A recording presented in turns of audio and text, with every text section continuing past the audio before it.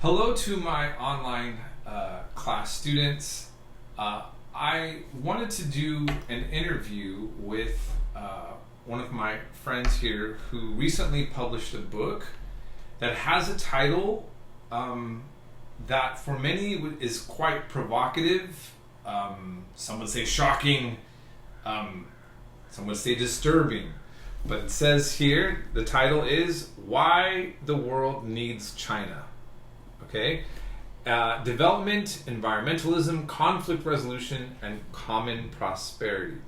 This is Kyle Ferrana. Now, first of all, full disclosure, living in Portland, Kyle, I met first as my neighbor, and we realized that we had a lot of the same interests and a lot of same values in regards to politics. And when it comes to China, we definitely were both annoyed, if you want to put it that way, of the overly simplistic and kind of just lack of nuance, to put it lightly, that comes out of everything in the media about China. Now, first of all, for myself, I've had different experiences and thoughts. Some of the subject matter that's in here, I've had different opinions on, and I've never actually explored anybody tackling some of the subject matter that Kyle has brought up. I was in Hong Kong during the demonstrations, and that affected me in many different ways. But what I really appreciate, just to say moving forward here, is that I have not come across a book like this when it comes to tackling all of the things that people think that are bad about China. And Kyle writing this book here, why the world needs China. So what I hope that you do is realize that as we're in college and these classes, that we can engage with many different ideas. Feel free to research and question everything that you're hearing from me, from Kyle, from any source that I have in our classes. So that's important, right? So having said that, all right, Kyle, so first of all, why don't you let my students know, why did you decide, out of all the topics to pick, that you wanted to write a book defending China to the point of saying why the world needs China? So can you give us a little background on that? Sure, yeah. Well, first of all, thanks for having me and doing this interview. It's a good opportunity. I suppose, I have a background as an activist here in Portland for several years. And I think that something that's common to a lot of the experience of left-wing activists in the United States is just how resistant the system is to change, right? Like, we just saw this very recently with the student protests for Palestine on college campuses. And despite all of this effort, put forth by people who want to stop this horrible humanitarian crisis that has killed 200,000 people so far, right? The government did not respond at all. They in fact they sent more missiles and bombs and more money to fund what's happening, and even protesters trying to get their universities to divest from weapons manufacturers. I mean, it's very ridiculous to think that colleges need to invest in companies that make bombs, but yet they do. Even that is largely unsuccessful. And if you go back further, major protest movements like the defund the police movement, the anti-Iraq war protests in about 20 years ago, those also were not successful. The police now get even more money than they did before, and of course we did invade Iraq. So real quick. So sorry. So just put you on pause here real quick before, it's for clarity for the students.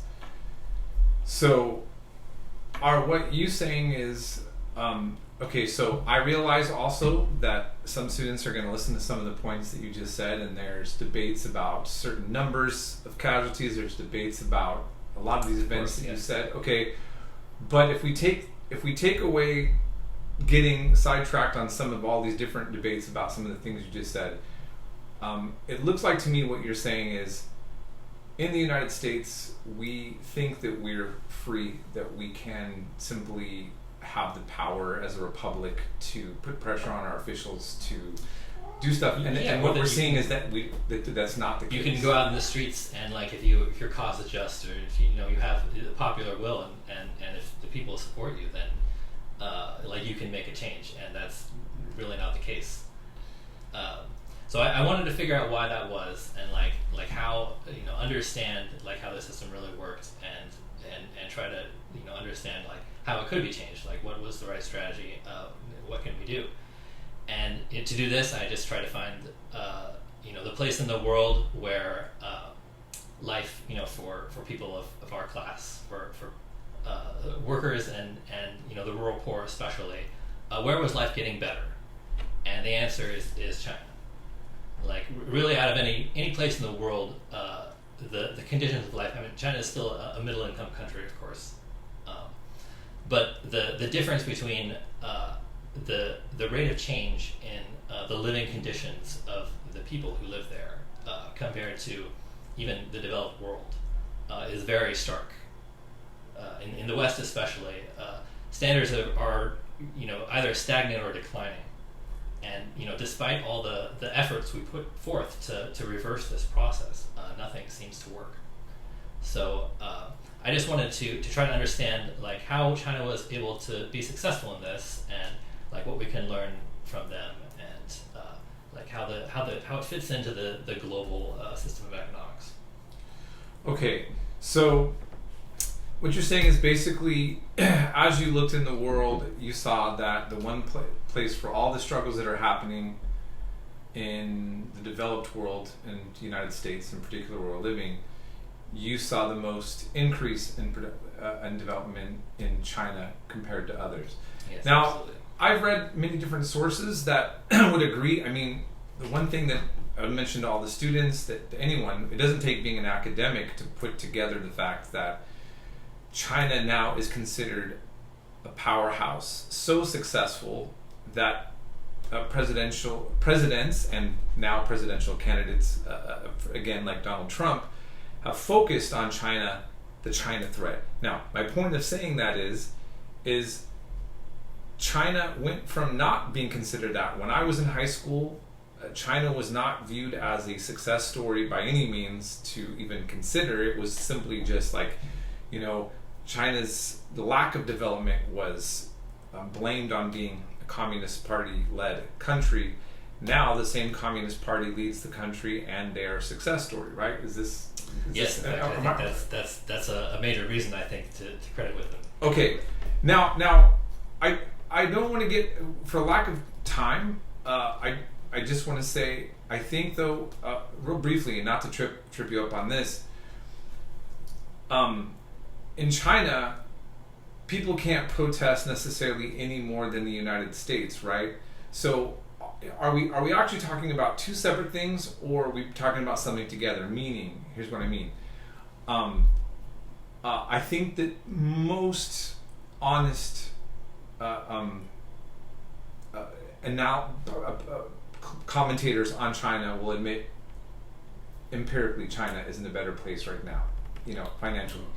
Now, in regards to the protests and the ability to protest or liberty, like, where are you seeing the link or the contradiction? Do you get what I'm saying? In other words, we know that in China you can't protest also. So can you try to explain kind of like where that links in with your discussion? Well, protests themselves are just one example. I mean, I will say just briefly that in China there have been several protest movements that have been successful to a much higher degree than they had here. For example, the environmental movement, or very recently the protests against the zero COVID policy, which were successful in getting the government to finally relax its restrictions almost immediately. Which that may not seem like a whole lot, but like for any like countrywide policy that the U.S. has, like that's it would seem like a lot to us if that happened and we were able to accomplish that. Okay, well, we can just leave with that and just move on to Let's see. Okay. So, a lot of people, though, I mean, okay, it's one thing to say, that our system is not putting out what it should in terms of economic quality of life for people, nor giving us the political freedoms that it's claiming. Now, I think the average American, though, would still look at the way that people live in China, let's take even zero COVID policy at all. And people do know about Tiananmen Square. They do know about what happened in Hong Kong. Are you arguing that that America should be exactly like China and have a system like this? Or are you saying that China has enough contributions to what's going on in the 21st century that are successful, that the policies, the overall leadership of China still is at a point that the world should be following the lead of China, but not necessarily trying to emulate their exact system? Or are you saying well, I don't mean to suggest that life in China is a picnic for anyone really, or that there aren't struggles, or that people don't have a hard life in some cases, or that government policy is perfect, there are mistakes, but we'll say that yes, overall, the Chinese model has proven itself. It's really the only type of government system that is today delivering on its promise to help the people. And I think that I don't think that should just be blindly followed or replicated without giving attention to your own specific circumstances. But I think that it should definitely be looked upon as a model to follow where possible, and we should learn from it what we can. Okay, so then let's get some more examples. So, why the world needs China: development, environmentalism, conflict resolution, and common prosperity. We aren't going to be able to cover as much as I'd like to, and I went for this. I know the students keep it brief, but let's just give right now one example of where you think China gets it right to the point that the world needs to follow China's lead on something, and what does following that look like realistically now? We're not talking about having a revolution here or anything like that, but just put that in context to the real world. Well, I guess I really would start with the environmentalist angle. China, this is not very widely known because the media won't really give it to you in a clear narrative. It will admit it here and there that Chinese production of renewable energy is basically driving a global trend. There's been some good news on the climate lately, in that despite our demand for energy increasing very rapidly, the rate of renewable energy that is being created is outpacing it. And I don't know if you saw this recent article in the Financial Times. I don't remember the title exactly, but I'm just going to paraphrase, which is we should not mistake China's success on green energy with the world's success. Because if you take the contribution of China to the transition to renewable and green energy, nuclear, solar especially, wind, and other types of green technology, if China is removed from the picture, there has been hardly any increase at all. In fact, last year in 2023, the world without China added 7 gigawatts of new renewable energy capacity, I think it was, whereas China has added almost 200. So you see, the difference is just staggering. If you look at the graph of solar energy, it is exponential. Literally, it just takes off around 2 years ago, and that's entirely due to China. 80% of all the world's solar panels are manufactured there, and they're also exporting power plants, renewable energy power, and other technology to the rest of the world. So, I could go on. When you compare each statistic, China often does better than the rest of the world combined. Like they've planted more new trees in the past 40 years than the rest of the world combined. 98% of all electric buses are in China in the world. More electric vehicles than the rest of the world combined. And they're adding more new solar capacity every year than they did the year before.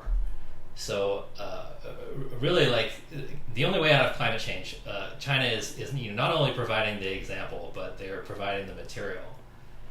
And the United States is really like, who should have done this? Like for electric vehicles, especially, like this is where the automobile was invented, right? We've had a head start of decades. In fact, when you were in high school, very few Chinese people drove. In fact, even had a car, right? Now, like they're producing more electric vehicles than the rest of the world combined, and trying to export them, to the rest of the world so they can have cheap electric vehicles, which the world desperately needs. But instead, the United States and maybe other countries soon are putting these tariffs and protectionist barriers toward this export of green technology. Okay, so that's interesting. Okay, so let's move on to conflict resolution now. I think that would seem the most odd to people because people think of China as aggressive and not doing conflict resolution. When I was in Hong Kong during the demonstrations, that's not how they would be perceived. But just not having to cover every point. I mean, certainly I will say this, and something that my students need to realize: the majority of war and conflict in the world is definitely fueled by the United States. That's empirical, and much of the West. The weapons industry. That's all empirical. That's not something that we can really have. It's not really debatable, to be honest, when it comes to, unfortunately.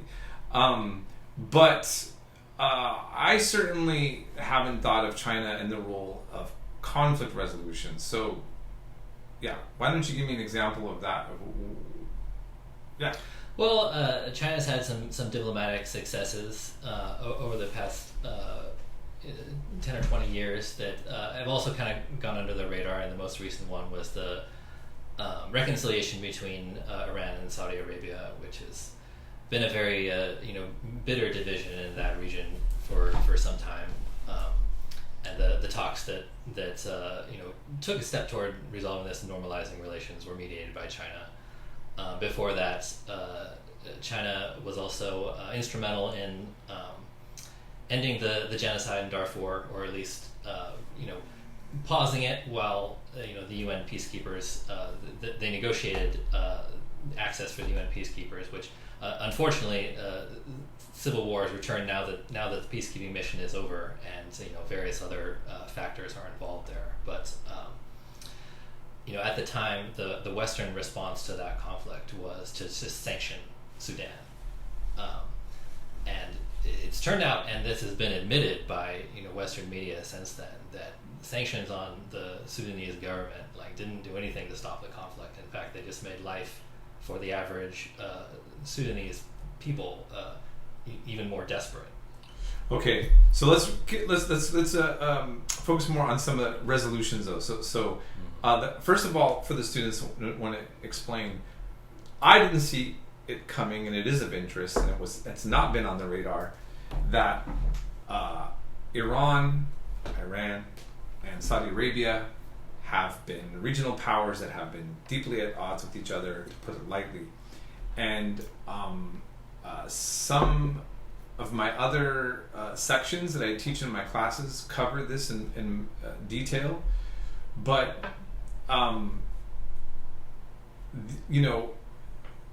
for China to operate in that way and to get to where they were at with that, I do think is definitely a big deal and should be noted. And what should be noted is how this was not covered at all, except outside of Al Jazeera, for example, and somewhat maybe in Democracy Now! But mainstream media pretty much shut out China stepping in. It was there for a blip and then forgotten I mean, that's how a lot of this stuff is. Right, and I think what's important to point out about that is to remember that we give a lot of weapons to Saudi Arabia, and they've used those weapons to basically devastate Yemen. I mean, we can go on a list of other things, but I think the point is that we want to focus on is they did conflict resolution in that case. Is there another case that you have of conflict resolution that China needs to be given credit for? I mean, I don't think there's anything that high profile, really. I mean, China's policy is non-interference, right? Like they've pledged not to get involved in the internal affairs of other countries. I mean, I think it's debatable just how well they've hewn to that policy, but I mean, I think they've kept it, fairly well, for the past 30 years at least. That China has not, gone to war with anyone. They haven't invaded any countries in that time. So they had a little border dispute, maybe some metal bars, almost like a gang fight somewhere in an obscure mountain region with India, right? Like they had. There is this sort of low level conflict in the Himalayas. But it's actually quite controlled. Like the soldiers involved on both sides have pledged not to use guns. Like it's just sort of a melee combat. Right. It's almost like a sport. I mean, it can kill sometimes, but it's. Okay, right. And then I think the last country that China went to war with, ironically, was with Vietnam. Vietnam, yeah. Right? Another communist country in Asia. 79, I think. 79? Yeah, right? I think it was, yes. What was the dispute with Vietnam was also a border? It's complicated. I mean, it has to do with the U.S.-Vietnam War in a way. But I mean, I think that like even that conflict, I mean, it was horrible, and I think it was a mistake, historical mistake, of course. But it's really cannot compare it with the U.S. invasion of Vietnam, which lasted. I mean, China's dispute with Vietnam, I think, lasted maybe a month, whereas the U.S. lasted for years. Destroyed a quarter of the jungle and killed over 1 million people. Right. I guess the most controversial thing China did was support the Khmer Rouge in Cambodia, but so did the United States and Thailand, right? So there were more than. So I guess the history of the People's Republic. I mean, it's not without its mistakes for certain. But the point I do want to make is, I'm sorry. That's okay. Cat's there. Hey, buddy. He just wants to be included. I know. It's okay. All right. So go ahead. But the point I want to make is, in my lifetime, certainly in the past 3 decades, China has kept very well to the non-interference policy and not gotten involved in any wars, and with the exception of multilateral UN peacekeeping missions like the one in Sudan,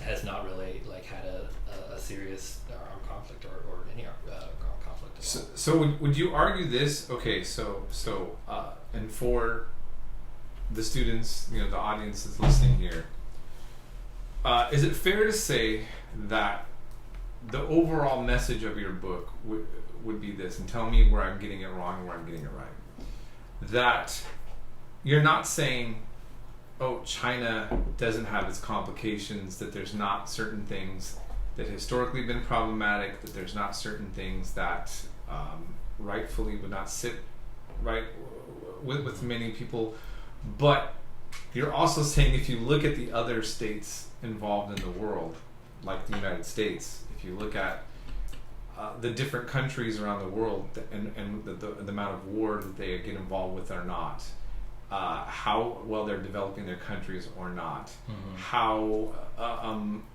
much damage is going on based on the activities of how they interact with the world, that you're saying that China stands out as being far better than, let's say, the role of the United States. Yes. Is that what you're saying? And I certainly don't mean to say that China is perfect and doesn't have a complicated history.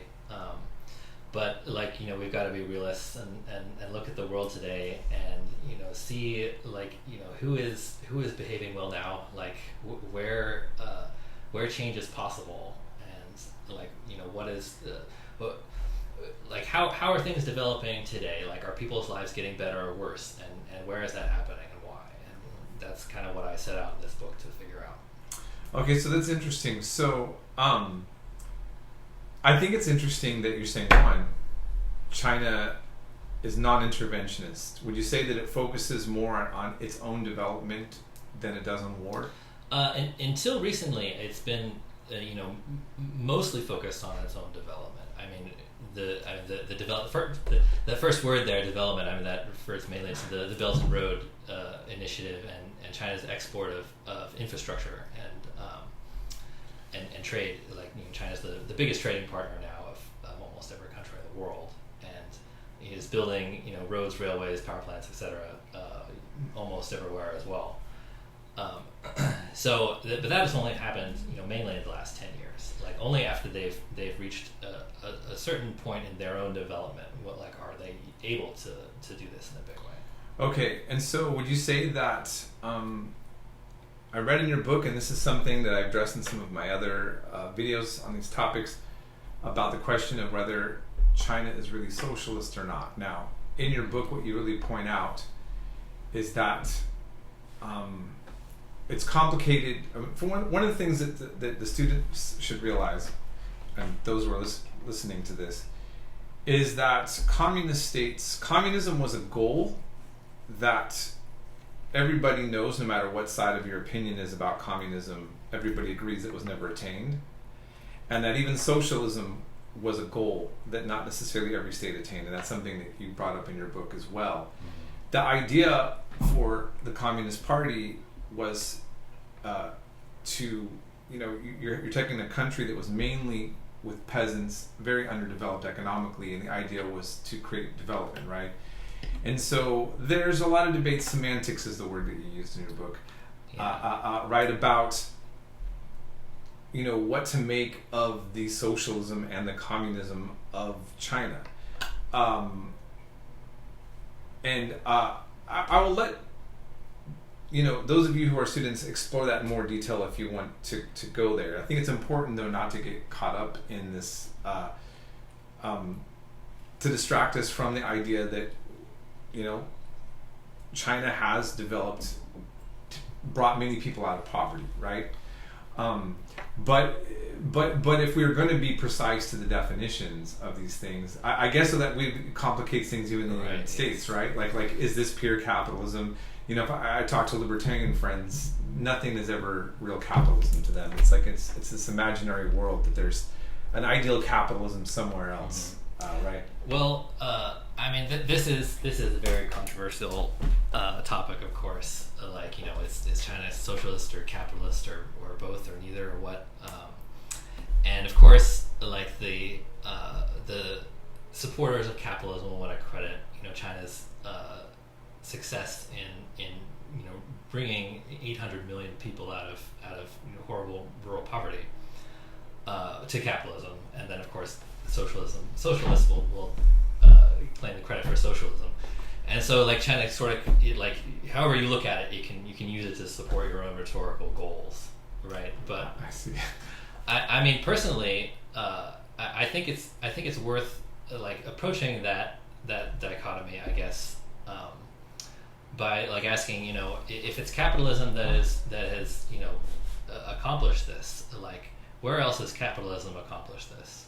Because if you look at the world at the end of the 20th century, the last few decades of the 20th century, if you remove China's population from the world, the amount of people living in poverty actually increased during that time. It's only when you account for extreme poverty, like $2 a day, as it's defined by the World Bank. But if you return China to the total, then the actual number has declined, or the proportion has declined.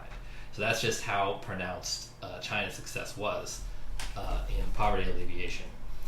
So if it is the capitalism, we should question, why only in China?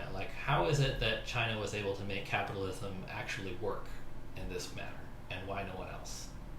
I mean, that's an interesting thought. I think it was also kind of interesting just to say, and I I think that's really definitely worth exploring. Oh, here's our other comrade that wants to get involved. The third way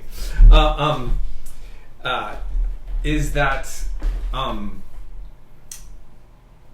what is it? I was thinking about in this country the populism that is popular in the United States right now, which is the idea of having America first, of developing America over wars, and the idea of letting people prosper. That's something that the Trump message, what I think is very interesting is that China does that. And what I think is kind of also interesting is that I've met some folks from the mainland that talk about not being lazy, working hard, contributing to the world, kind of also sounding a lot like conservatives here. So I think it's kind of interesting that China is seen as this like total antithesis to the American value system. Now, of course, I think it is fair to say that if we want to label authoritarianism, that's used as a pejorative word, but if we want to talk about state power, China definitely, is very present as a state, on its population compared to the United States. And that difference is pronounced. But I think that, you take outside of that, do you want to respond to that? Well, I would say yes and no. I mean, the Chinese government, I think, is decentralized to a degree, to more of a degree than I think most Westerners think. I mean, it is true that like policy can turn on a dime, so to speak, whereas here, like, the system is just very resilient to change, and things happen much more slowly when they happen at all. So, but would you still agree, though? Can you have a nuanced conversation about China in China on your media? Can Instagram or Facebook or other media venues be platformed in China? Well, I mean, Western social media, no. I mean, it's not hard to find them if you use the VPN. I mean, that's not really a big deal. But I mean, they have their own social media, and I think conversation is a little freer there than also than we would think, especially about the government. Okay, so I think, though, it's fair to say, and I'm only pressing this just to make a point, because I know this is exactly what some of the students are going to be thinking about. When it comes to levels of free speech, and I guess I think this is something that everybody, like, to open up an existential question, which we're not going to resolve here, is freedom and liberty can come in many different packages, right? And for example, many Americans felt up until recently that the state had a right to draft men to go to war whether they wanted to or not, right? Like so in the Vietnam War, up till the Vietnam War, I knew a lot of Jehovah's Witnesses that don't believe in going to war, are involved in patriotic things, and so they went to prison, right? So here we have our own limits when it comes to freedoms and so forth. I remember reading a book talking about a woman in a communist state in the Cold War that was safe to go alone at night through a park and not get attacked, have any issue with crime. But she was less safe maybe trying to go to let's say like a Christian Bible meeting that wasn't approved by the state. Now then it contrasted in this story a woman that was in London going at night and could be assaulted in very terrible ways on her way there, and did not have freedom or liberty of safety, but was able to go to whatever place she wanted to without worrying about, right? So, I mean, I guess I think for my students, what I just want you to think about is like, okay, unless we're anarchists, and some of you are, and there are people who don't believe in any state's rights to have that kind of authority or power, there's going to be different degrees of that freedom and liberty. So, where do you stand on that in terms of just, you want to follow up on anything that I was just Sure. saying? Well, first of all, I just want to say, like, there's the distinction between positive and negative rights, right? And also, like, in the U.S., I guess it's not commonly thought of things like housing and education and all that to be rights, whereas housing is much easier to come by in China than it is here, especially here in Portland. Like, we have disproportionately enormous homeless population here, which, I mean, I won't say that homelessness doesn't exist in China, but they have a far better handle on it than we do. And like, if we consider those things like the basic essentials of life to be human rights, then I think you would find that China is far ahead of the United States in that regard. Now, things rights as in stuff like you're allowed or not allowed to do, the free speech rights. I would say that first of all, censorship in China, like the motive behind that is security, right? If you look at things from China's perspective, China is like almost totally encircled on its coast. Again, like, this isn't very widely known in the United States, but there are tens of thousands of U.S. troops in South Korea and Japan, and soon in the Philippines and Papua New Guinea, and U.S. warships constantly patrolling those waters, and of course U.S. soldiers are in Taiwan, like as was admitted earlier this year. So the U.S. presence, very very near to China's coast, which is the only coast China has. It's its only avenue for maritime trade with the world. The U.S. has virtually a stranglehold over. So I think policies like censorship, which I think are kind of unfortunate, really, and ideally would not exist, can sometimes be needed to combat foreign influence, especially from the United States, which is frequently used to undermine China, as we've seen from the media. Well, thanks for that follow-up. So just to say to those of you out here, just to put it in this perspective, I think this is just something I want you to take away from this. Regardless of what you think about, if there's ever an excuse for security over freedom or freedom over security and all of that, if China had bases in Mexico and controlled the waters close to, let's say, New York, and China had maybe some bases in Alaska, and China was speaking as hostile to us as we often speak about China, would that affect the political culture of freedom of speech and tolerance? How would that affect us in the United States and the kind of paranoia of the state apparatus, whether it's FBI, CIA, and local police in regards to a China influence? I mean, is that kind of what you're arguing, right? Is that it's like basically we should consider how that affects the political culture as well? I mean, I would say, like, the freedom of speech we enjoy in the United States is in some sense an illusion based on the arrogance of our ruling class. Like, they've made the determination that if we speak out against the government, they have nothing to worry about. I mean, it's a similar phenomenon to these protests. Like, they can crush the protests. Like, the people's voice is just not powerful enough at this point that censorship is needed as a tool. I see. Well, I mean, I think it's really interesting stuff, and I just want to mention to all of you, I'm going to wrap this up because I know a lot of you students are already looking at a lot of videos, and this is a lot of information, and this is very well researched and has a lot of documentation in it and footnotes that you can look at. If you really want to explore a much more meatier detail, I definitely this is not anecdotal, meaning uh, this is a book that has definitely a lot of documentation.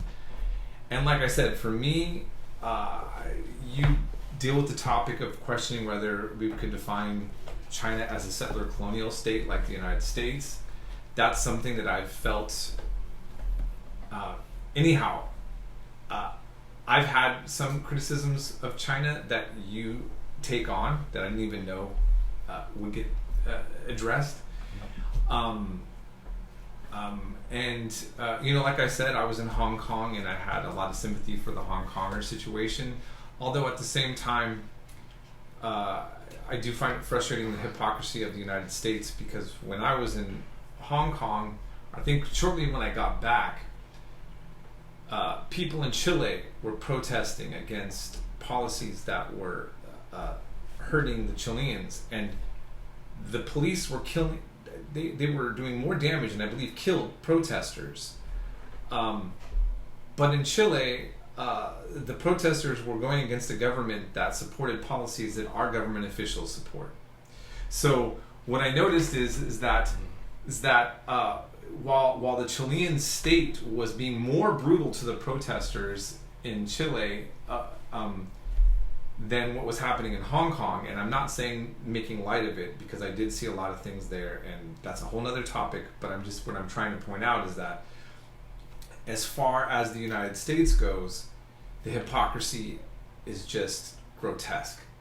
Because I thought, well, if you're simply going to say that it's not good when a state, wants to crack down on a popular sentiment, and here close in our atmosphere, the state is doing worse, but on behalf of our kind of policymakers' visions of economics and state governance, it's clear that our government doesn't really care about the protesters themselves, right? Like it's used as a propaganda tool to say, look how bad it is for people in Hong Kong, so we can lower our view of China, instead of really asking, are we going to have a global dialogue and about how all nation states should be treating their citizens? That's not what's going on, right? Yeah, definitely. Right.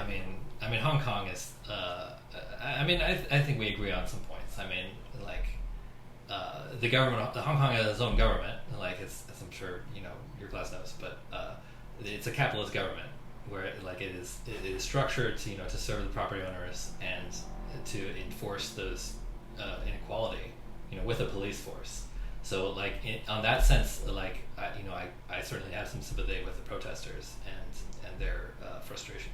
So I guess, and so we'll end this up, and I know for the students, again, not to lose anybody, I mentioned Hong Kong and some other videos, but Hong Kong has a very complicated relationship with the development of China, because it was the British stole Hong Kong away from the Chinese mainland, and then had the strange idea that they could steal it and return it over a century later. So they kidnap an entire part of China, and then Margaret Thatcher, who was the arch conservative, the most rabid anti-communist, is the one herself who handed over Hong Kong back to the Chinese Communist Party, saying, well, we made this arrangement, and then there had to be this special arrangement of one country, two policies, which is confusing in of itself. But the bottom line is I hope what you all take away from this is that there's always two different sides of the story. There's different sets of ideas about why the world is the way it is. There's no doubt that China is a superpower now. That gets mentioned, and again, as we discussed, it's because China has become a success story in that sense. Now,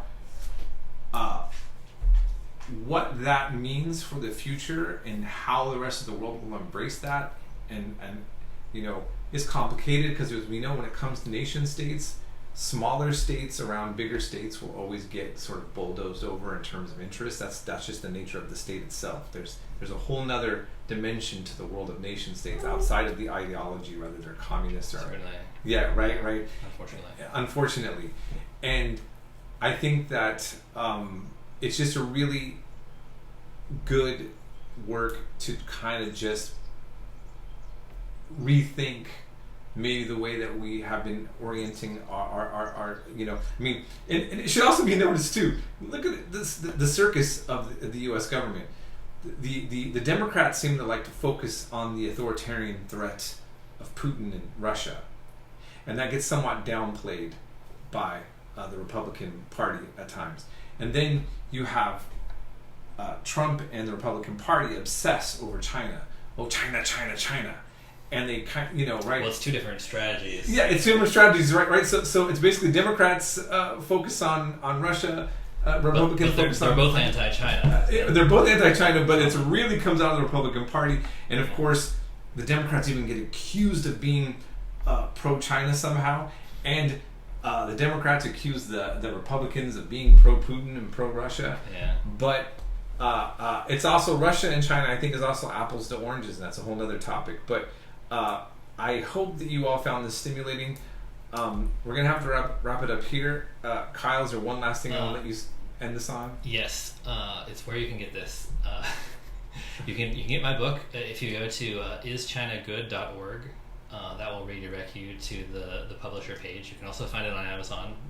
Just Google the title. I'll provide the link also. Excellent, thank you. For the class. So, and then you can find him on, was it X? Twitter. Twitter? I still call it Twitter. Still call it Twitter? Okay, and then so if you really find all of this like propaganda, you can just come at him, you can just attack him like crazy on there, right? Like yes, feel free to say mean things to me on Twitter, and I will probably read them, and they will probably hurt my feelings. Okay, well, hey, you know what? You gotta suck it up, okay? All right, this is how the world works, right? Okay? All right, so, all right, everyone, contact me if you need anything, and of course, if you got any questions or you want to debate about this, that's fine as well. So, that's it, and we'll be in touch, class. Thanks.